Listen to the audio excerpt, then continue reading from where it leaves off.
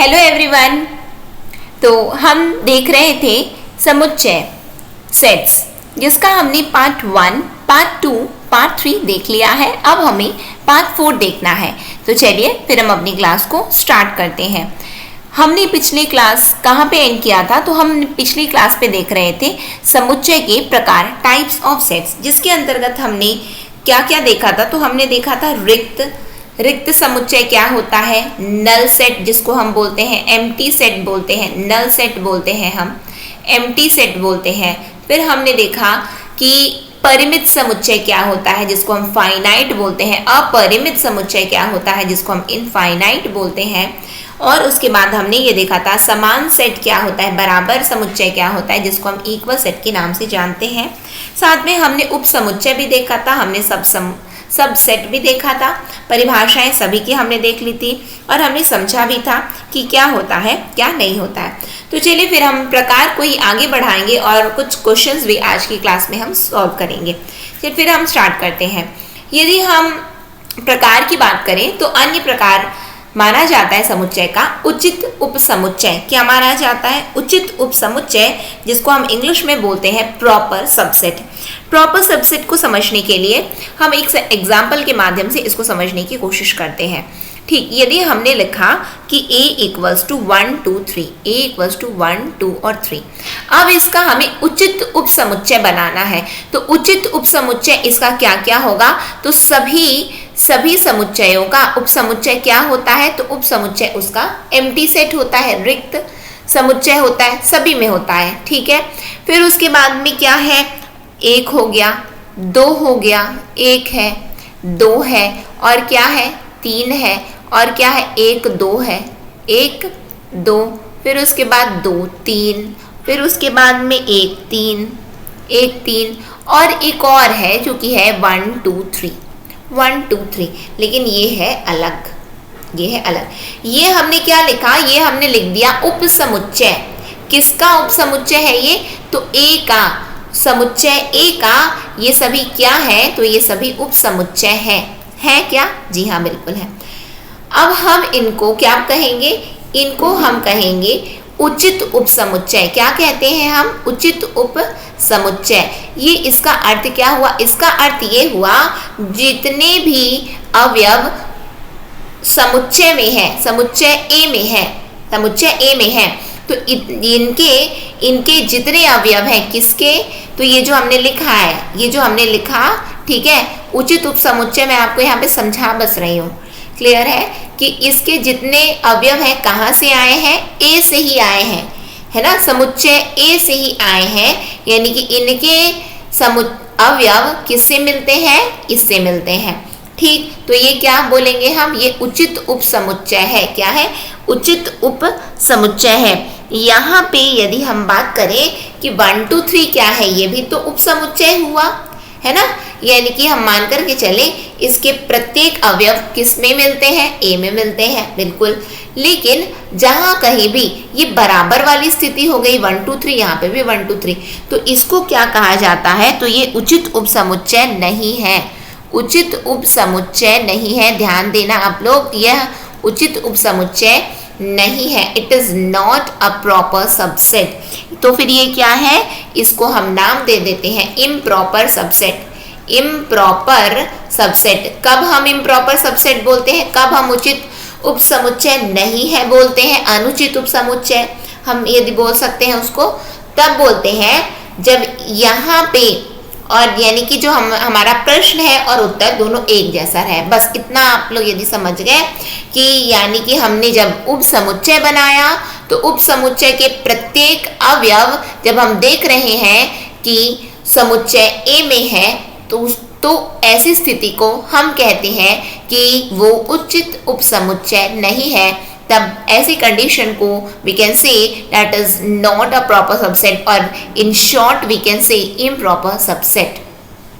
ठीक, समझ में आ रहा है कि प्रॉपर सबसेट तभी माना जाएगा जब इसमें जितने हैं वो यहाँ पे हमें दिख रहे हैं, हमें दिख रहे हैं। तो ये सभी क्या है, उचित उप समुच्चय है। यदि हम मान करके चले ए डी दिया हुआ है तो इसका आपको उचित उप समुच्चय बनाना है। प्रॉपर सबसेट इसका क्या बनेगा, तो पहली बात तो ए ये बनेगा, ठीक, और क्या बनेगा, ए बनेगा, और क्या बनेगा, बी बनेगा, और क्या बनेगा, तो ए बी बनेगा।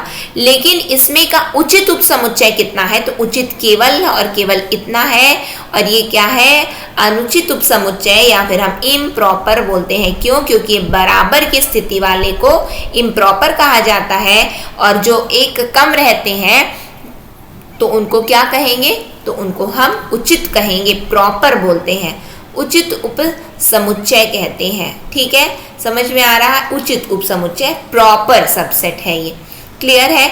इसको यदि हम बात करें, ये काफी आसान है, ऐसा नहीं है कि बहुत कठिन है चीजें समझने, बस आप लोगों को ध्यान से देखना है। ठीक है, आगे बढ़ते हैं। आगे क्या बताया गया, पावर सेट।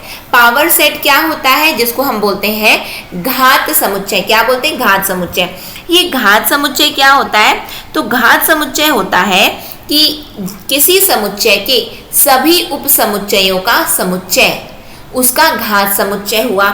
इसका क्या मतलब हुआ, अभी तो ये समझ में नहीं आ रहा है, क्या बताया गया है यहाँ पे, ये बताया जा रहा है कि सभी समुच्चय के सभी उप समुच्चयों का समुच्चय उसका घात समुच्चय कहलाता है। नहीं समझ में आइए एग्जाम्पल से समझेंगे। यहाँ पे समुच्चय m है, मान क्या है, a और b है। अब इसका हमको घात समुच्चय बनाना है। घात समुच्चय बनाना है यानी कि पावर सेट ऑफ m बनाना है, m का घात समुच्चय हमें बनाना है। तो m का घात समुच्चय कैसा बनेगा, तो m का घात समुच्चय आप लोगों को याद रखना है। पहली बात तो मैं यहाँ पे पहले लिख देती हूँ, फिर उसके बाद में आप लोगों को चीजें नोट डाउन करते हुए चलना है आप लोगों को। ठीक है, क्या बताया गया है, घात समुच्चय, घात समुच्चय में ये लिख लीजिए, घात समुच्चय में अवयवों की संख्या, अवयवों की संख्या, अवयवों की संख्या, घात समुच्चय में अवयवों की संख्या जो है 2n होती है, 2n होती है। ये नोट पॉइंट है, इसको आप लोगों को याद रखना है। घात समुच्चय में अवयवों की संख्या 2n होती है, 2n होती है। इसका क्या अर्थ हुआ, इसका ये अर्थ हुआ कि हमें क्या करना है कि हमें जब घात समुच्चय निकालना है तो आपको क्या ले लेना है, 2n ले लेना है, 2n ले लेना है आपको, बस और कुछ नहीं करना है। 2n ले लो, घात समुच्चय निकालने के लिए 2n ले लो। n का मान क्या होगा, जितने भी अवयव हैं, जितने भी एलिमेंट्स दिए हुए हैं समुच्चय में, तो वही उसका n बन जाएगा। तो 2 है, a और b है, तो 2 यहाँ पे लग दो, यानी कि 2 को 2 बार गुणा करोगे तो कितना आएगा, 2 इंटू 2, यानी कि 2 इंटू 2 कितना होता है, 4 होता है। तो ये क्या है, ये इसका उप समुच्चय है, यानी कि किसी समुच्चय m का कितना उप समुच्चय बन सकता है, तो 4 उप समुच्चय बन सकता है। कौन कौन सा बन सकता है, तो रिक्त समुच्चय होगा, a होगा, b होगा और ab स्वयं होगा। इसका मतलब कि पावर सेट घात समुच्चय क्या हुआ, किसी समुच्चय के सभी उप समुच्चयों का, सभी उप समुच्चयों का, सभी उप समुच्चयों का समुच्चय लिखा है, यही हुआ ना। फिर से समझे, इसको फिर से समझा देती हूँ आप लोगों को, जिससे और अच्छे से समझ में आए और कंफ्यूजन ना हो आप लोगों को। नोट डाउन उसको कर लीजिए, है ना।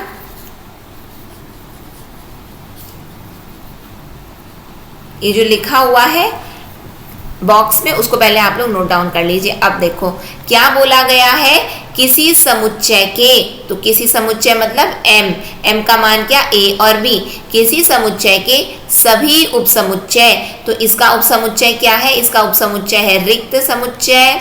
फिर उसके बाद में a है यानी कि सिंगलटन एकल, और b है और ab है ना, और ab है, और ये हो गया उपसमुच्चय। किसी समुच्चय के उपसमुच्चय का समुच्चय, समुच्चय मतलब कि आपको क्या ले लेना है, आपको मझला कोष्ठक लेना है, समुच्चय मतलब कि आपको मझले कोष्ठक में लिखना है। तो किसी भी उपसमुच्चय के सभी उपसमुच्चयों का समुच्चय क्या कहलाता है? घात समुच्चय कहलाता है, पावर सेट कहलाता है। तो m नाम से एक यहाँ पे सेट दिया गया है जिसमें एलिमेंट्स क्या है? a b है। उसका सबसेट क्या है? तो सबसेट निकालने के लिए बस आपको क्या करना है?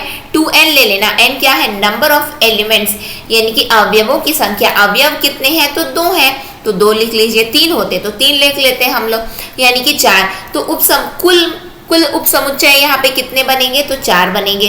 जब 4 बनेंगे तो बस उनको आपको क्या करना है? उनके लिए भी एक ये कोष्ठक, मझला कोष्ठक आप प्रयोग में ला लीजिए, तो बस आपका पावर सेट बन गया। ठीक, आगे बढ़े हम लोग। फिर क्या बताया गया है? यदि हमें इसे और अच्छे से समझना है, आइए समझ लेते हैं हम लोग। a का मान यदि 1 2 3 दिया गया है, ठीक है।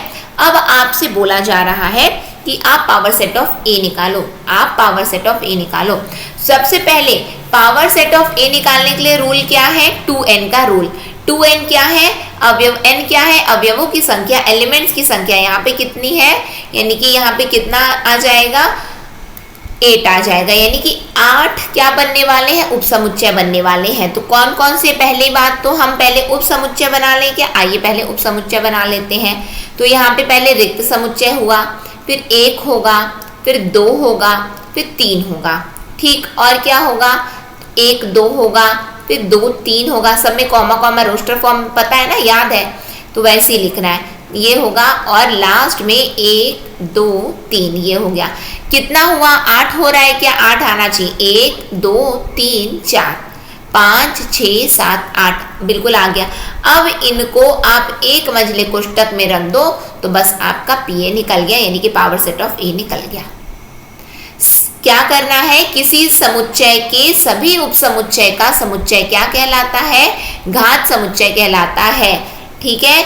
The subsets of any particular set, the subsets है ना, all subsets of a set, और अगेन उसको क्या कर दो? आप सेट कर दो सेट में, तो वो क्या बोलेंगे? हम उसको पावर सेट बोलेंगे। ठीक, आई होप यहाँ पे कहीं पे भी किसी को कोई डाउट आ रहा है क्या? आई डोंट थिंक सो कि कोई किसी भी प्रकार का डाउट है। आइए आगे देखते हैं हम लोग। आगे क्या बताया गया? Universal set. कल हमने इसको, जिसको सार्वभौमिक सेट या फिर इसको और किस नाम से जानते, तो इसको सार्वत्रिक समुच्चय के नाम से जाना जाता है। सार्वत्रिक। ठीक, एग्जाम्पल से समझते। ए समुच्चय दिया गया है जिसके अंदर अवयव कौन है? 1 2 3 4 5। एलिमेंट्स क्या है किसी सेट ए में? 1 2 3 4 5। अब यूनिवर्सल सेट यदि हम बात करें कि हमने और एक समुच्चय हमें दिया गया है बी में अवयव कौन है? तो 1 2 3 है। सी दिया गया है 2 3, डी दिया गया है 2 3 4। अब आप ये देखिए बी सी डी में जितने भी अवयव हैं क्या वो ए में मिल रहे हैं? जी हाँ मिल रहे हैं। यहाँ पे 1 2 3 लिखा है, यहाँ पे भी 1 2 3 है। 2 3 है तो हाँ बिल्कुल 2 3 है। फिर 2 3 4 है, हाँ बिल्कुल 2 3 4 भी है। इसका मतलब कि एक समुच्चय ए यहाँ पे क्या है? तो समुच्चय ए यहाँ पे सार्वत्रिक समुच्चय है, यानी कि बाकी जितने भी समुच्चयों के अंतर्गत जितने भी अवयव हैं वो सभी अवयव कहाँ मौजूद हैं? तो वो सभी अवयव ए में मौजूद हैं। इसीलिए हम बोलेंगे कि ए क्या है यहाँ पे? तो ए यूनिवर्सल है, सार्वत्रिक समुच्चय है। ठीक, समझ में आ गया? आगे बढ़ते हैं हम। सार्वत्रिक भी हमने देख लिया। अब हम प्रश्न सॉल्व करेंगे। प्रश्न मुझे ऐसा लगता है कि यदि आपने चीज़ों को अच्छे से समझ लिया है तो आपसे निश्चित रूप से सभी प्रश्न अब बन जाएंगे। ठीक है, तो यहाँ पे हमसे क्या बोला गया है? यहाँ पे हमसे बोला जा रहा है कि निम्नलिखित समुच्चयों के सभी उपसमुच्चयों को लिखिए। हमें क्या लिखना है? सभी उपसमुच्चयों को लिखना है। तो आइए लिखते हैं। पहला दिया गया है ए का उपसमुच्चय निकालने के लिए मैंने एक रूल बताया। पहले उपसमुच्चय को निकालने के लिए 2n लिख लो। n क्या है? तो नंबर ऑफ एलिमेंट्स है। यहाँ पे कितना एलिमेंट है? 1 है। अवयव कितने? 1 है। तो यहाँ पे कितना आएगा? 2, यानी कि उपसमुच्चय कुल कितने बनने वाले? 2 बनने वाले। क्या क्या बनता है? तो रिक्त समुच्चय सभी में होता है। रिक्त समुच्चय सभी समुच्चयों का उपसमुच्चय होता है। ठीक, फिर उसके बाद में और क्या बनेगा? ये तो रिक्त हो गया, और एक और बनने वाला है। क्या बनने वाला है? तो ए स्वयं। ठीक, समझ में आ रहा है। तो ये क्या है, यहाँ पे ये इसको हम बोलेंगे प्रॉपर है, और ये क्या है, इम्प्रॉपर है। यदि ये भी पूछ लिया गया और डेप्थ में पूछ लिया गया तो ये भी हमें पता चल गया। ठीक, अब देखो मैंने आप लोगों को क्या बताया है कि जितने भी अवयव होते हैं, जितने भी अवयव होते हैं वो समुच्चय में मौजूद रहते हैं। इसको क्या साइन बोलते हैं आप लोग, तो इसको क्या साइन बोलते हैं, इसको बिलोंग्स टू का साइन बोलते हैं। बिलोंग्स टू, होते हैं, बिलोंग्स टू मतलब होते हैं। तो सभी अवयव समुच्चय में बिलोंग करते हैं, सभी अवयव समुच्चय में बिलोंग करते हैं। जो समुच्चय होता है, और ये रूल याद रखना है ना, ये जो समुच्चय होता है वो क्या होता है, वो सबसेट होता है। क्या होता है, सबसेट होता है। समुच्चय किसी अन्य समुच्चय का क्या होगा, तो सबसेट होता है। कैसे होता है, क्या होता है, आगे देखेंगे समझेंगे, लेकिन इतना चीज आप लोग नोट डाउन करके रखिए। ठीक, फिर उसके बाद में ए बी बोला गया है। आइए बना लेते हैं ए बी। तो पहले आपको उपसमुच्चय बताना है। उपसमुच्चय जानने के लिए हमें क्या पता होना चाहिए कि यहाँ पे आखिरकार निकालते कैसे उपसमुच्चय, निकालना तो है लेकिन निकालोगे कैसे। तो मैंने क्या बताया, 2n लिखो। n क्या है, कितने अवयव दिए गए हैं मझले कोष्ठक में, तो मझले कोष्ठक में अवयव कितने हैं, 2 हैं, यानी कि 2 गुणे 2 यानी कि 4 बनने वाला है। तो यहाँ पे कितने उपसमुच्चय बन गए, तो एक तो रिक्त तो रहता ही है, बगल में ए लिख देना है, फिर उसके बाद में बी लिख देना है, और एक लास्ट में ए बी लिखना है। तो ये क्या है, समुच्चयों के सभी उपसमुच्चय है। क्या है, उपसमुच्चय है। बिल्कुल यहाँ तक बातें क्लियर है आप लोगों को। फिर उसके बाद में नेक्स्ट आ जाते हैं हम। नेक्स्ट क्वेश्चन क्या है हमारा, नेक्स्ट है 1 2 3। तो 1 2 3 के लिए 2n लिखना है आपको, n की मात्रा 3 डालनी है, यहाँ पे 8 लिख देना है। ठीक, अब हम आ गए 5। अब 5 बताओ, 5 तो ये है, 5 का मान तो ये है, यानी कि वो रिक्त समुच्चय है। अवयव तो एक भी नहीं है, 0 है। तो 2n क्या हो जाएगा, n का मान 0 है, और 2 का पावर 0 कितना होता है, 1 होता है। यानी कि यहाँ पे कितने उपसमुच्चय बनेंगे, एक उपसमुच्चय बनेगा जो कि रहेगा रिक्त, जो कि क्या रहेगा, रिक्त रहने वाला है। ठीक, समझ में आया, इतनी बातें क्लियर है बिल्कुल। कहीं पे भी आई डोंट थिंक सो कहीं पे भी डाउट, परेशानी, समस्या नहीं होगी। आगे बढ़ते हैं हम लोग। आगे अब क्या हम आ गए कि मान लीजिए कि ए का मान दिया गया है हमें, निम्नलिखित में कौन सा कथन सत्य नहीं है बोला गया है, कौन सा कथन सत्य नहीं है। तो यहाँ पे दिया गया है समुच्चय ए, उसका मान क्या है 1 2, और उसके अंदर भी क्या है, तो एक उप समुच्चय 3 4 है, और लास्ट में 5 दिया गया है। क्लियर है, क्वेश्चन समझ में आ गया आप लोगों को। अब आगे आ जाओ, प्रश्न किया जा रहा है कौन सा कथन सत्य नहीं है बोला गया है। तो नहीं है, पहली बात क्या दिया गया है, 3 4 दिया गया है। तो आप लोग ये बताइए 3 4 क्या है और क्या नहीं है, कौन सा कथन सत्य है और कौन सा नहीं है। तो यहाँ पे बोला गया है कि 3 4 ए का उपसमुच्चय है। क्या बताया गया है यहाँ पे कि 3 4 ए का उपसमुच्चय है। बताइए कि क्या सही में 3 4 ए का उपसमुच्चय है। 3 4 इज अ सबसेट ऑफ ए। अब हमने क्या देखा था कि 3 4 ए में है क्या, 3 4 ए में है, जी नहीं।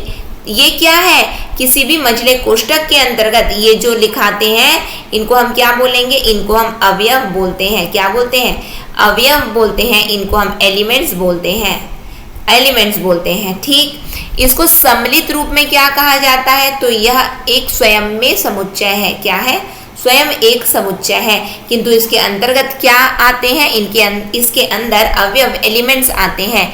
यहाँ पे बोला गया है कि समुच्चय ये जो है 3 4 किसका उपसमुच्चय है, ए का। तो हम यहाँ पे देख पा रहे हैं ए का मान है 1 2, और समुच्चय 3 4 क्या है, समुच्चय 3 4 और 5 दिया गया है। इसका मतलब कि यहाँ पे हम बात करें कि यहाँ पे हम निष्कर्ष निकाल सकते हैं कि 3 और 4 ए के उपसमुच्चय नहीं है। समझ में आया कि 3 और 4 ए के उप समुच्चय क्यों नहीं है? इसलिए नहीं है क्योंकि 3 4 ए में है ही नहीं। 3 4 नाम से अवयव है क्या? बिल्कुल नहीं है। तो 3 4 क्या है? तो 3 4 स्वयं में एक उप समुच्चय दिया गया है। ठीक, फिर 3 4 बिलोंग्स टू ए बोला गया है। अब ये बताओ क्या 3 4 बिलोंग्स टू ए है या नहीं है? Excuse me please.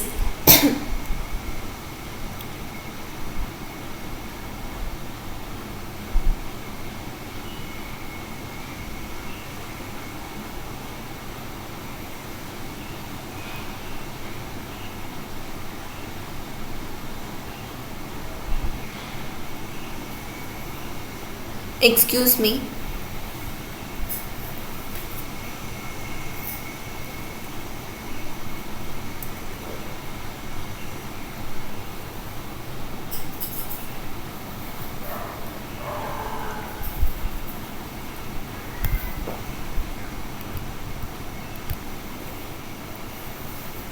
Now we shall continue. यहाँ पे हमसे पूछा गया था कि क्या 3 4 ए का उपसमुच्चय है। तो यहाँ पे हमने ये पाया, जब हमने ए को देखा तो हमने ये पाया कि ए में कौन कौन से अवयव हैं? 1 है, 2 है और समुच्चय 3 4 है और 5 है, ये इसके अवयव हैं। 3 4 तो कहीं है ही नहीं, 3 4 नाम से तो कोई अवयव नहीं है, तो यहाँ पे हमारा आंसर क्या बनेगा? नहीं है। ठीक, फिर बोला गया है क्या 3 4 ए में बिलोंग करते हैं? क्या 3 4 ए में बिलोंग करते हैं? जी हाँ, ये क्या है?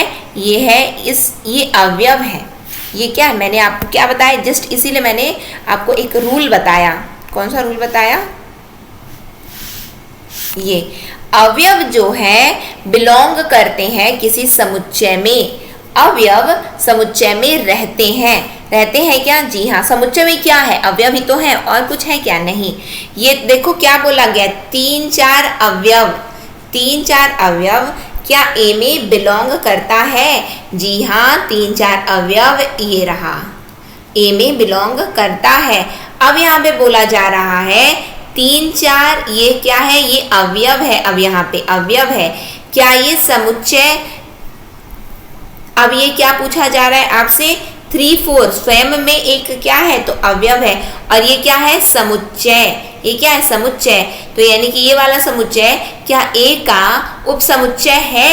जी हाँ, ये ए का उपसमुच्चय है। कैसे है?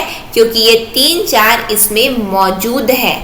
इसमें मौजूद है, तो इसका मतलब कि समुच्चय ही क्या होता है? एक समुच्चय ही दूसरे समुच्चय का क्या बनता है? उपसमुच्चय बनता है। यहाँ पे समुच्चय है, मझला कोष्टक लगा है। जी हाँ, लगा है। अब ये ए का क्या बन गया? उपसमुच्चय बन गया। ठीक, ये वाली बात मैंने बताई है। अब ये बोला जा रहा है 1 इज ए सबसेट ऑफ ए। एक जो है ए का क्या है? उपसमुच्चय है। तो क्या एक ए का उपसमुच्चय है? जी नहीं। सबसेट होने के लिए क्या करना पड़ता है? स्वयं में एक समुच्चय होना पड़ता है। ये क्या समुच्चय है? यदि ये समुच्चय नहीं है तो ये क्या होगा? जी नहीं। अब बोला गया है 1 2 5 क्या उपसमुच्चय है एक का? सॉरी, ए का 1 2 5 क्या उपसमुच्चय है ए का? तो जी हाँ, ये 1 2 5 उपसमुच्चय है। क्यों? क्योंकि ये स्वयं में एक समुच्चय है। और ये क्या है? अवयव। और हम देख पा रहे हैं यहाँ 1 है, 2 है और यहाँ पे 5 है। ये अवयव है इसमें ए में, इसीलिए यहाँ पे बोलेंगे कि ये क्या है? तो ये 1 2 5 उपसमुच्चय है ए का। फिर बोला गया 1 2 5 belongs to A. 1 2 5 belongs to A, ये समुच्चय बोल दिया, समुच्चय लिखा है। क्या समुच्चय किसी समुच्चय में बिलोंग करता है? जी नहीं। अवयव बिलोंग करते हैं। अवयव बिलोंग करते हैं किसी समुच्चय में। अवयव बिलोंग करते हैं किसी समुच्चय में। इसका मतलब यदि लिखा होता 1 2 5 तो हम क्या बोलते? जी हाँ, ये बिल्कुल ए में बिलोंग करता है। 1 2 5 है, मौजूद है 5 में। 1 2 5 ठीक, बिलोंग्स टू, क्या ये इसमें मौजूद है? बिलोंग करते हैं। फिर उसके बाद में हम बात कर रहे हैं 1 2 3 क्या 1 2 3 इज अ सबसेट ऑफ ए, यानी कि 1 2 3 क्या उपसमुच्चय है ए का? यदि 1 और 2 केवल पूछे होते, 3 नहीं पूछे होते तो यहाँ बिल्कुल होता, लेकिन 3 भी पूछ दिए और ए में कोई 3 नहीं है। देख रहे हैं आप लोग, कोई 3 नहीं है। 3 4 क्या है, वो स्वयं में एक समुच्चय है। तो आपको एक चीज यहाँ से ये निष्कर्ष निकालिए कि जो समुच्चय होते हैं वो किसी अन्य समुच्चय के अवयव के रूप में भी कार्य करते हैं, अवयव के रूप में भी कार्य करते हैं। ठीक, यहाँ पे क्या बताया गया है, 1 2 3 क्या उपसमुच्चय है ए का? जी नहीं नहीं नहीं, ये नहीं है। फिर उसके बाद में बोला गया है 5 बिलोंग्स टू ए। 5 क्या है? तो 5 यहाँ पे हम देख पा रहे हैं कि 5 हमारा रिक्त समुच्चय है। रिक्त समुच्चय में बोला गया कि ए में बिलोंग करता है, तो ये बिल्कुल गलत हो जाएगा, क्योंकि कभी भी समुच्चय बिलोंग नहीं करता, अवयव बिलोंग करता है। अवयव जो है बिलोंग करता है ए में, यानी कि ये क्या है, ये एक स्वयं में एक समुच्चय है, स्वयं में एक समुच्चय ही है। फिर बोला गया है 5 इज अ सबसेट ऑफ ए, यानी कि 5 जो है रिक्त समुच्चय क्या है? रिक्त समुच्चय ए का उपसमुच्चय है। जी हाँ, रिक्त समुच्चय ए का क्या है? तो उपसमुच्चय है। ठीक, समझ में आया? फिर उसके बाद में यहाँ पे बोला गया है कि एक उपसमुच्चय लिया गया, सॉरी यहाँ पे एक समुच्चय लिया गया और अंदर में जो है क्या लिख दिया गया? 5 लिख दिया गया। अब पूछा जा रहा है क्या यह उपसमुच्चय है ए का? तो यहाँ पे हमारा करेक्ट आंसर क्या बनेगा? यहाँ पे हमारा करेक्ट आंसर बनेगा जी नहीं है, यानी कि 5 नॉट बिलोंग्स टू ए। क्या, सॉरी नॉट बिलोंग्स टू नहीं आएगा, सॉरी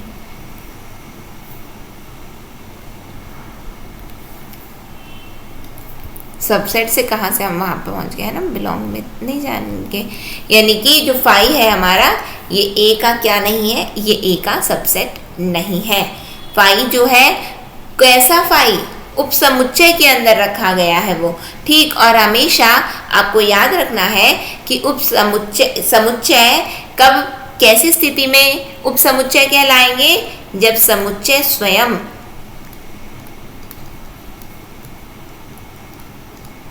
इस तरह की कंडीशन को फुलफिल करेंगे। जब ये ऐसा लिखाएंगे अवयव बिलोंग्स, तो वहां पे आपको केवल और केवल समुच्चय लिख देना है बस। ठीक, समझ में आ गया? आई होप इतनी चीज़ें आप लोगों को बिल्कुल एकदम क्लियर हो गई होंगी। फिर उसके बाद में हम आ जाते हैं वास्तविक संख्याओं के समुच्चय के उप समुच्चय में। तो ये सेशन को मैं यहीं पे एंड करूँगी, क्योंकि इसके बाद में हमें इंटरवल देखना है। तो ये सेशन को मैं यहीं पे एंड करूँगी। नेक्स्ट सेशन में फिर हम इसके आगे का कंटिन्यू करेंगे। नेक्स्ट सेशन तक के लिए optimistic learning. Thank you for the session. जय हिंद, जय भारत।